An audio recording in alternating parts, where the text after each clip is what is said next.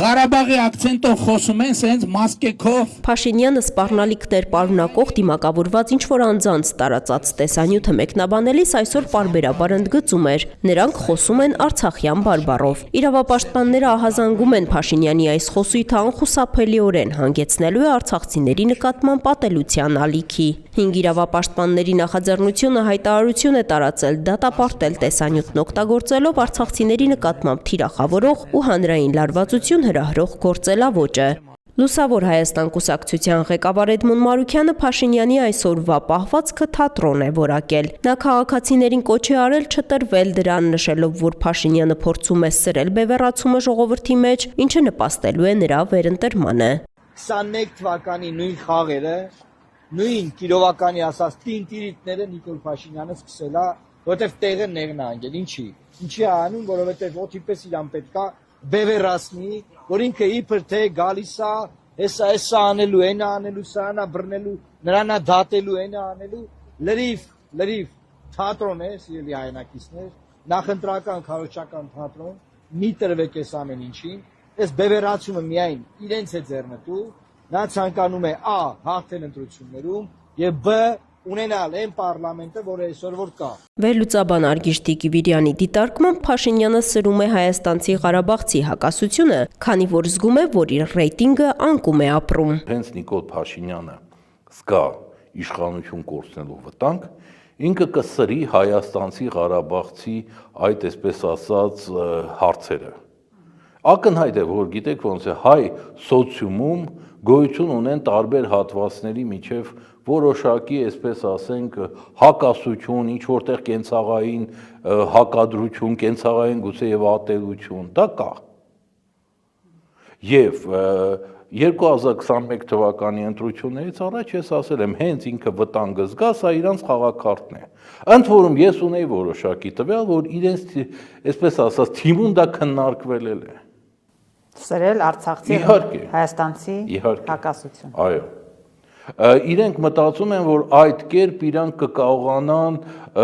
հայաստանցիների մի մասի ձայները շահել։ Իրականում, ովքեր են տեսանյութի հեղինակները, դրանում խոսող դիմակավորված անձինք, Պետեկամուտների կոմիտեի նախկին ղեկավար Միասնության թևեր կուսակցության падգամավորի թեկնածու Դավիթ Անանյանը կասկածի տակ է դրել առհասարակ տեսանյութի ծագումը։ Նա ընդգծել է նախկինում նույնպես եղել են կեղծ տեսանյութերի տարածման դեպքեր եւ հարկավոր է առանձին քննություն իրականացնել, պարզելու արդյոք տեսանյութը իմիտացիա է, թե իսկապես հրապարակողներն ահաբեկչության նպատակ են հետապնդել։ Անանյանի մոտ հատկապես կասկած է առաջացրել Արցախյան բարբառը, որով խոսում է դիմակավորված անձը։ Մայրս Արցախից է, ես Արցախի բարբառը տիրապետում եմ։ Ինձ թվաց ամենայն դեպս, որ այդ Արցախյան բարբառը, որով որ տեսագրված էր այդ տեսահիրիզը,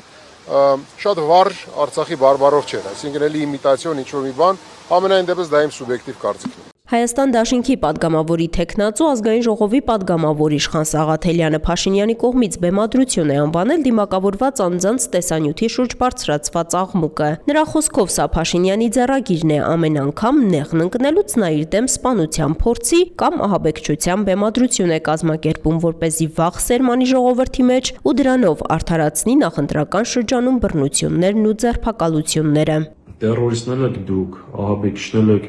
դուք եւ քո բոլոր փորձերը այս ընտրությունները վերածել քաոսի մենք թույլ չենք տալու։ Դիմակավորված անձանց տեսանյութի հիմքով Փաշինյանն այսօր թիրախավորել էր նաև Բարգավաճ Հայաստան կուսակցության ղեկավարին։ Գագիկ Ծառուկյանն արձագանքելով նրան հայտարարել է Փաշինյանը ընդդիմադիրներին վիրավորում է, քանի որ ծրագիր չունի եւ 8 տարի խաբել է ժողովրդին։ Թող ասի ինչ արել, ես կարամ ասեմ ես ինչ եմ արել։ Սպորտսմեններին ուղարկել են Բաքու 2015 թվականին պատերազմի ժամանակ։ Պատերազմի ժամանակ գնացել են, մասնակցել են Ծառուկյանն է կազմակերպել, որ 2015 թվականին հայկական դրոշը Բաքվի կենտրոնում բարձրացել է։ Եվ մեր Միրան Հարությունյանը իր ցավը տանեմ, կարողացավ Բաքվում հիմնական Ժերեվովկան այնպես են արել, որ Միրան Հարությունյանն ընկավ աշխարհի չեմպիոն Ալիևի հետ, ազգանուն այդ մարզիչի Ալիև էր։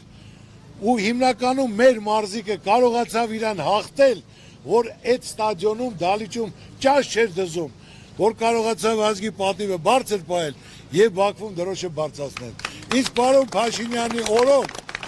միայն ու միայն դրոշները վառելով, տրորելով կամ մեր հերոս տղաների դիակները դրոշների մեջ փաթաթած են բերում։ Այսօր մեր սպառնալիքը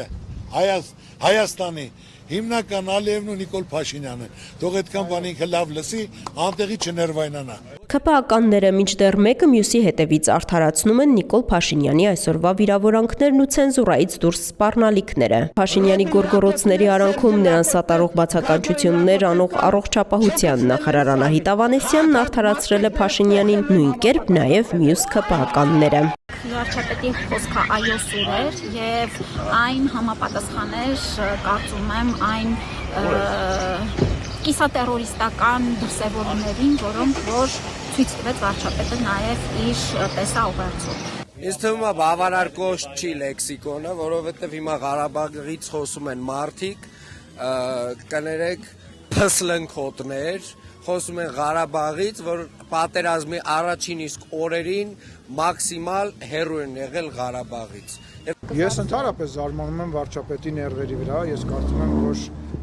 դրանք, չգիտեմ, բետոնից են, երկաթից են։ Ես ընդհանրապես զարմանում եմ, որ ինքը դիմանում է այն ամեն ինչին, ինչի մեջով մենք անցնում ենք։ Ես օրինակ հաճախ չեմ դիմանում, եւ ես չեմ կարծում, որ ձեզանից յուրաքանչյուրը կամ մեզ դիտողներից յուրաքանչյուրը դրա կեսին կարող է դիմանալ։ Դուք քննադատում եք իշխանությանը, ինձ Նիկոլ Փաշինյանի գործընկերոջ ասում եք, իսկ ձեր գործընկերը որ տենց է խոսում, քիչ է խոսում տենց։ Ես ասում եմ քիչ է խոսում։